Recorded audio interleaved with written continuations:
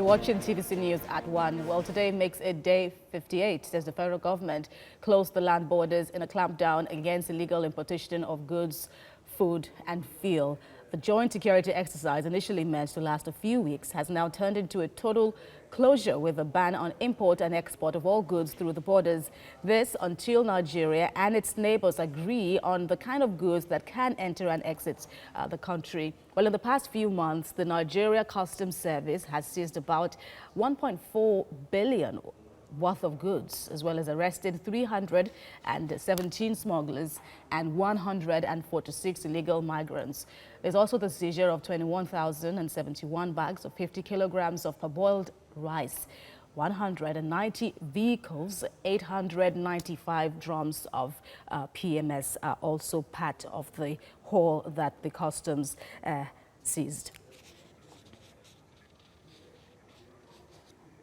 Let's get live reactions now from Public Affairs Analyst Lekan Oshunkoya. Thank you very much for joining us from Abuja. So what do you have to say?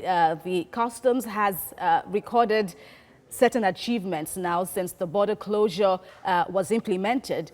Is that enough justification for the move? Thank you for having me. I believe that the figures that the custom has given about the reasons for as a way to justify the closure of the border is not acceptable, because you cannot just say that because you are trying to change attitude of people. That what the most important thing is to actually ask ourselves, what is the effect of this border closure? They've made an argument for security reasons. So you cannot make an argument for security reasons and also talk about the economic benefit that the custom is recording. Those are two different things. They have to be able to say that, okay, if you say people cannot bring the kind of goods that you're actually trying to stop to come from the border are not the one that will come from the seaport. So it's just clearly trying to say that I don't think whatever figures they've been able to they were talking about has no merit in terms of whether it's closely linked to the closure of the border. People that use the border will not necessarily use the seaport, because these are really two different things, processes. The kind of goods that are coming through the border are only coming through the border because that's the best way to bring them in.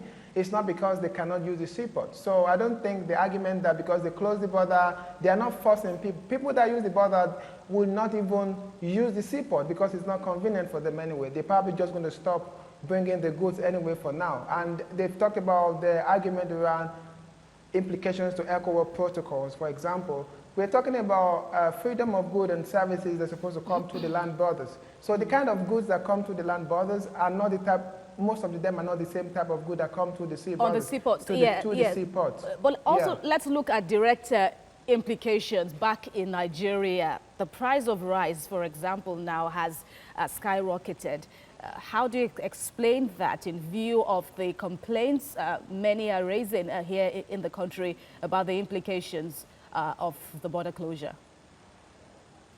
That's clearly an indication to show that this is a failed policy. That is not intended to help the masses. It's designed for whatever benefit the customs and the security people are trying to pursue it. Because we all know that a good chunk of the rice that we eat is imported. A good chunk of them comes from the land borders. So when you close the land without making adequate processes that actually make it possible for these goods to come into the seaport, even if they had to. For example, I was reading in the news that most of the scanners in all the seaports are actually not working. They are doing manual inspection of all the goods and things that come from the border. And then you still choose the ones that could come into the land border that could actually ease this process. You stop them from coming in. So it's intentional hardship that you're trying to give to the population. You are effectively causing hardship because of this policy. So it's a policy that is not intended to help the common man on the street.